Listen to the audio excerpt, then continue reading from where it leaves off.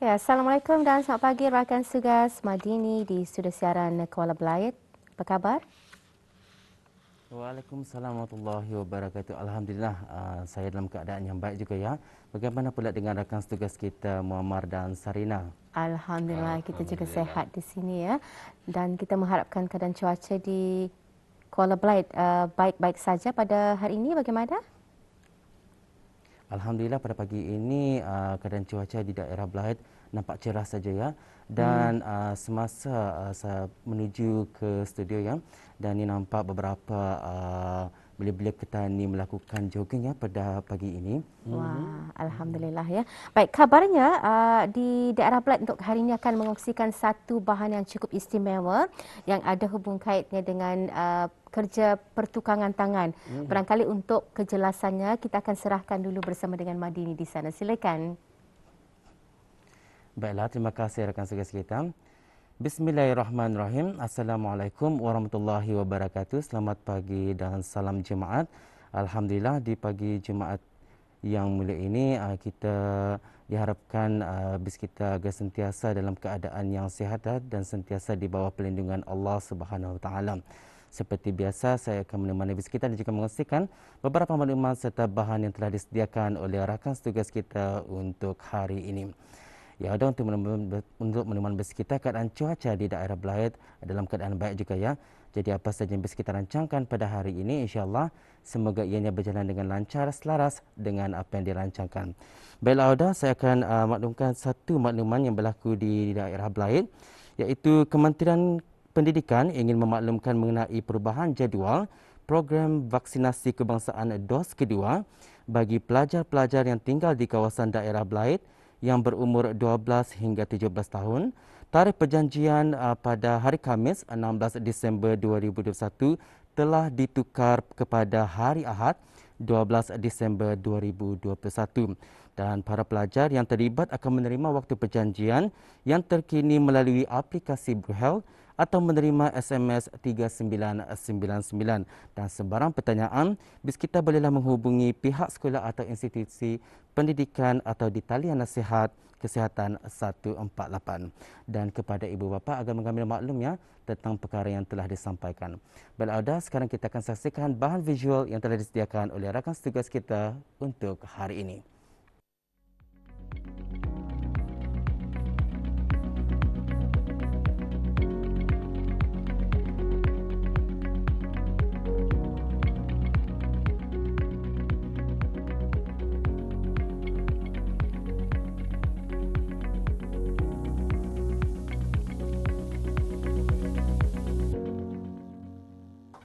Mewarisi pembuatan perahu dari generasi dahulu dan sehingga sekarang masih lagi digunakan dengan pelbagai pengubahsuaian. Pak Cik Melingkong anak Lasa, 73 tahun, masih lagi aktif dalam pembuatan perahu. Perahu merupakan salah sebuah pengangkutan yang telah digunakan sejak beratus tahun dahulu. Sehingga kini masih digunakan sebagai salah satu alternatif pengangkutan. Cara dan proses pembuatan perahu amat penting kerana ia akan mempengaruhi daya kekuatan perahu tersebut. Ketahanan sebuah perahu bergantung dengan bahan-bahan yang digunakan. Perbezaan kawasan juga dapat mempengaruhi bahan yang digunakan untuk membuat perahu. Mula-mula dia itu kalau dah belum ketam dulu. Sudah ketam, sudah siap diketam. Ini mau bikin itu kuda-kuda dia dulu. Sudah kuda-kuda dia, pasang inilah dia punya apa cakap Melayu tu ini. Badan. Dia tangkir, saya bilang tangkir lah ini. Sudah tangkir ini baru pasang ini gia ini. Tulangnya lah. Tulang dia. Sudah tulang dia itu inilah ini pujuk sama tulang dia itu. Tulang dia punya apa dia tengah tu. Kasih dia kuat ini. Sudah itu baru pasang ini dia punya badan lah, badan di belakang tu. Selalunya kalau satu perawan ni Pak Cik berapa lama boleh siap tu Pak Cik? Kurang lebih 1 minggu lah itu macam lah. Kalau nada lain lah, nada kerja lain. Kerja dia saja. Kurang lebih 1 minggu saja. Boleh lah. Boleh. Selalunya siapa menolong pakcik membuat perahu ni pakcik? Banyak orang, saya punya menantu itu tolong, saya punya anak saya. Tucuk ini macam tucuk ni. Ada jom menolong lah. Menolong. Bahagian mana yang paling payah sekali pakcik untuk dipasang? Ini dah payah tadi. Pasal dia ada gam di sini, terus payah pasang. Turun dia ini macam ini satu lagi turun sini juga. Kasih pit dia segi sini. Itu ya payah. Payah, ha? Lain cara payah lain. Kepuasan pakcik membuat perahu apabila satu-satu perahu itu siap pakcik pasang. Apa perasaan pakcik? Senanglah hati. Pakai mu cari ikan punya. Senang hati lah pakcik. Pakai cari ikan. Jadi pakcik membuat perahu ni berapa buah kan pakcik buat? Ini baru kurang lebih 5 buah sudah. 5 buah sudah pakcik buat. Untuk kegunaan sendiri. Guna sendiri saja. Kalau ini buruk, bikin lagi. Kalau buruk satu, bikin lagi. Jenis kayu untuk membuat perahu ni pakcik, kayu apa? Itulah, ini merantik. Merantik kah, kapur bukit, kapur payak kah, boleh juga. Jadi selain kayu, apa lagi diperlukan untuk memasangnya pakcik? Gam apa indah? Pakai je? Gam. Itu dah macam gam itu tadi tu.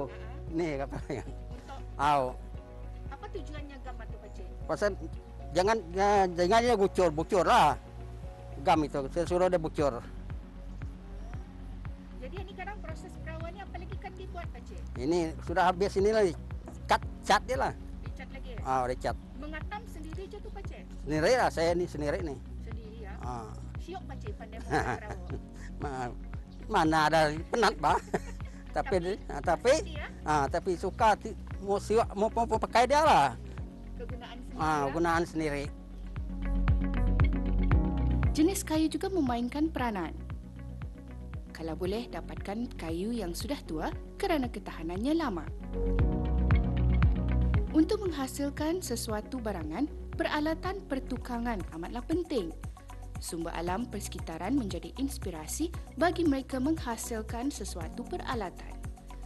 Sehubungan itu, dalam mencipta peralatan pertukangan, kearifan tempatan menggunakan bahan-bahan daripada kayu dan logam. Mereka bukan sahaja dapat mencipta berbagai-bagai peralatan tetapi juga tahu menggunakannya. Walaupun peralatan yang dicipta adalah sederhana tetapi ia dapat memenuhi fungsinya dengan berkesan. Pembuatan perahu merupakan seni warisan turun-temurun sejak dahulu lagi. Seharusnya dijadikan satu seni kemahiran yang tidak boleh dilupakan. Belajar dan sayangilah warisan seni budaya Ketani kerana kemahiran itu boleh menjadi sumber pendapatan pada bila-bila masa tanpa dijangka. Auda, inilah dia perahu yang telah pun siap dibuat oleh Pakcik Melingkong, di mana setiap orang sebenarnya dikurniakan dengan pelbagai kemahiran, bakat ataupun kebolehan yang tersendiri. Namun apa yang penting terpulang kepada individu tersebut untuk mengenakan kemahiran yang ada, sama ada untuk diri sendiri ataupun untuk orang lain.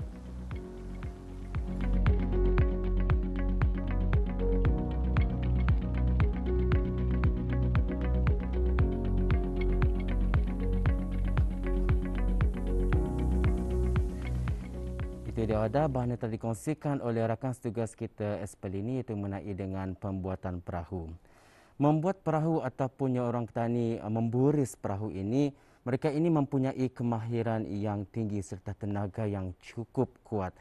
Dan untuk membuat perahu ini, kita haruslah mempelajari daripada orang-orang yang berpengalaman, ya, kerana bukannya semudah yang kita lihat sebentar tadi. Dan juga insya-Allah kalau sekiranya kita mempelajarinya juga daripada orang yang berpengalaman ini, ianya akan terapung juga di atas permukaan air.